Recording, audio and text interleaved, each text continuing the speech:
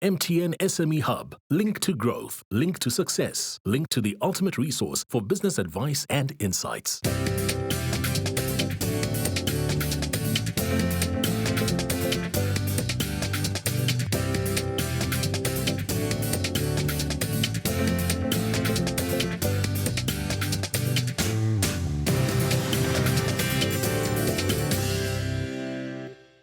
Welcome to the Big Small Business Show, the show for all our wonderful entrepreneurs out there. And of course, many of the entrepreneurs that I know started out of necessity. Some started out of crisis. And one of those entrepreneurs is in studio with us today. Her name is Yvette Slaghuis. She's the founder of Wisefood.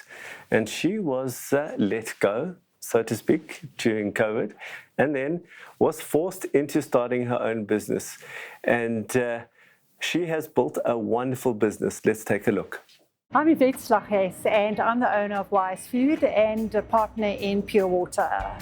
Wisefood is a frozen meal company.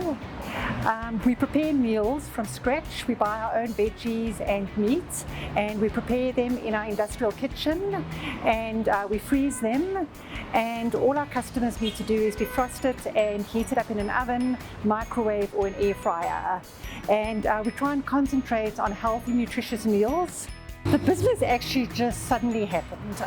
I was a hospitality manager at a previous company during COVID, and we actually had to find a way of actually generating a bit of an income to pay salaries and a few of our overheads.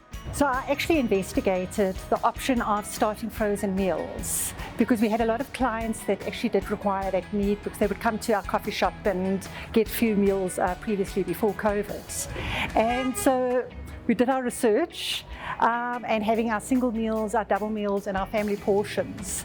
And then because of COVID, the hospitality company actually closed down and I was retrenched. And because I put in so much work into the research, I actually thought I might as well take the business on and carry on with it. Recently we've started a company called Pure Water, because I was looking for something that could complement the frozen meals. And water is nowadays a necessity. If I look at a lot of customers, people are now buying bottled water, and it's actually being one of the top sellers. So it was a thing I have investigated. I did do a bit of research of any other water companies in the area, and I actually discovered there was nothing. There was a Pick and Pay around the corner that recently closed down that did supply a lot of water to customers. So it was actually the right time to actually come in and start a water business. I would like to get a lot more retail outlets. I have got 3 that I have got at the moment, but I do feel, especially with load shedding, it is actually an easier option, because these bigger centres do have generators and they can actually maintain the power outages that we actually have. The retail shop, I would like to have maybe a few retail outlets again. I did have 2 outlets. The one was in the northern suburbs of Joburg, and because of the centre that I was in, and it just didn't work out. We wouldn't have power for a few days. And being a frozen meal business, I depend on electricity a lot. And it's one of my fundamental stuff. So I had to actually pull out. The other thing is the rent was actually escalating terribly. And so sometimes it sounds terrible actually closing something down, but if I look at my business, it's actually brought me back to re-look at what my pure focus actually is and what I really want out of the business. So that actually has been in a way positive. My clientele hasn't really decreased. I had a lot of clients that I actually supplied in those stores, and they've actually come to the store, or they've actually been ordering online from me. Big problem I do have is my marketing, is that I need to market the store to actually attract more customers. And it's almost as though I've hit a ceiling now. I've got a lot of customers that come every month, second month, into the store, but I do need to actually grow that. And that is where I do believe I do need to start marketing in the right way.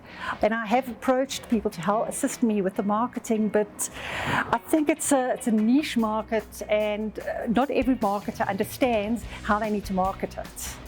And I think that is one of my problems that I've actually had. So it's my electricity and my marketing is my main issues.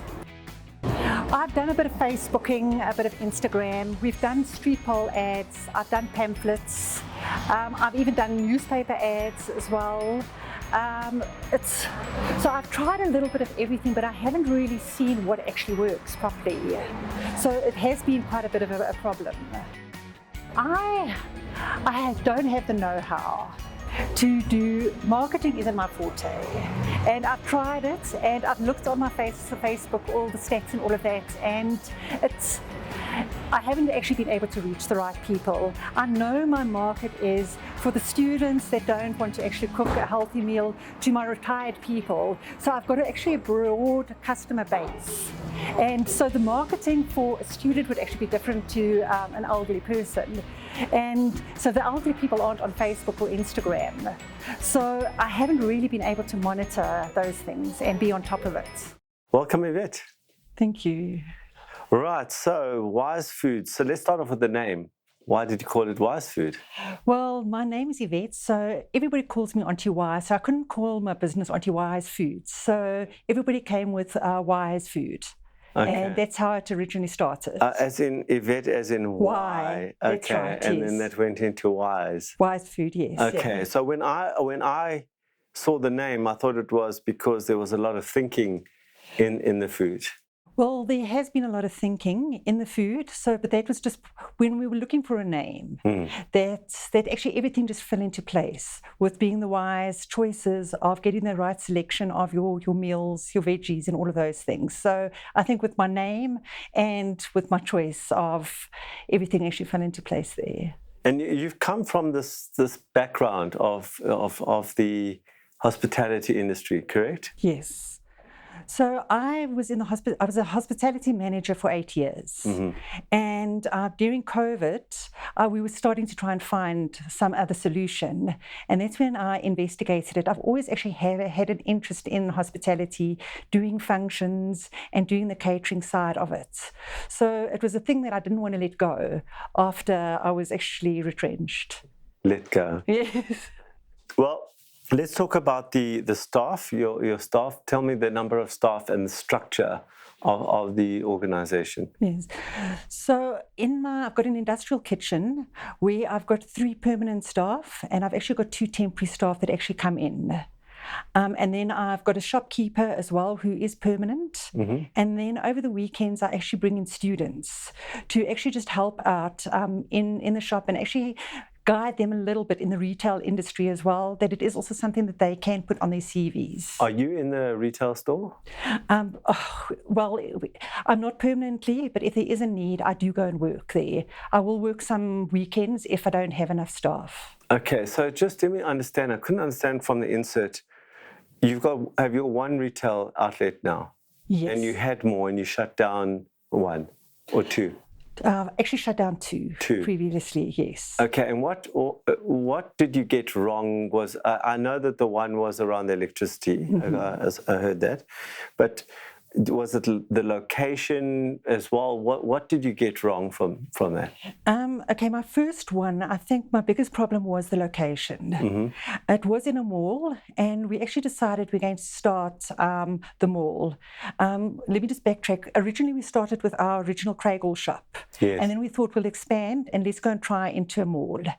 And what we discovered, it was actually just the wrong place. Yes. There are malls that I'm sure would actually work, but this mall, during load shedding, we would actually be without electricity. The whole mall would be dark. Yes. And customers wouldn't actually want to come in there. Yeah. There wouldn't be water. There also wouldn't be electricity. And it was just also the rent. They were actually pushing the rent up terribly at that stage.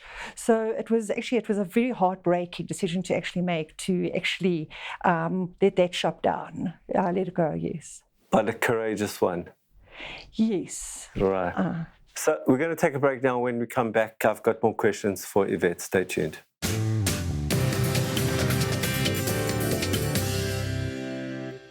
MTN SME Hub, link to business success.